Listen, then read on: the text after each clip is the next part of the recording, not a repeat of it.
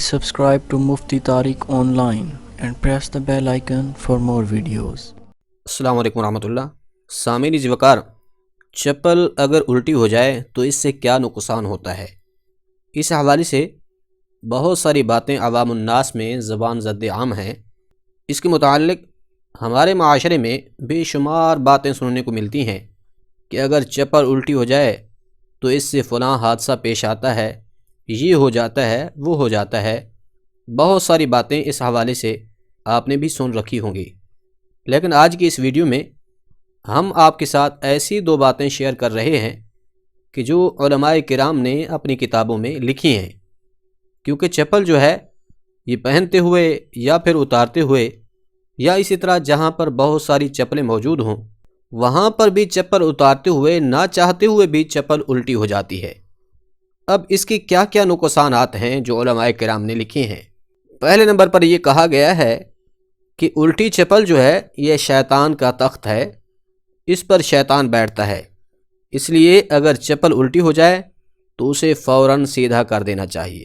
اسی طرح دوسری جو بات علماء کرام نے بیان کی ہے وہ یہ ہے کہ اگر چپل الٹی ہو جائے تو اس سے تنگ دستی آتی ہے، مال میں تنگی پیدا ہوتی ہے۔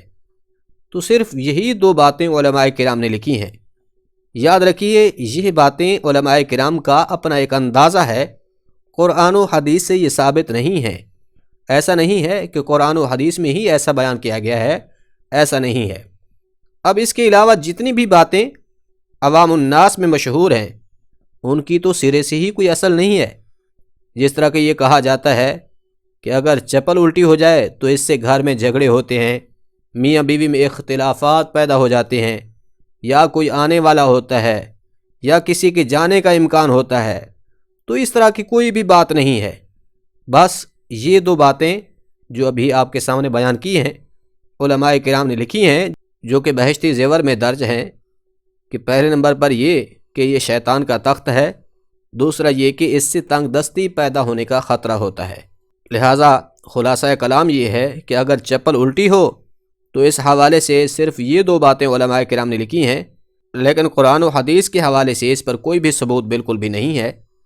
اس کے علاوہ پھر باقی جتنی بھی باتیں عوام الناس میں مشہور ہیں ان کی تو سرے سے ہی کوئی اصل بالکل بھی نہیں ہے۔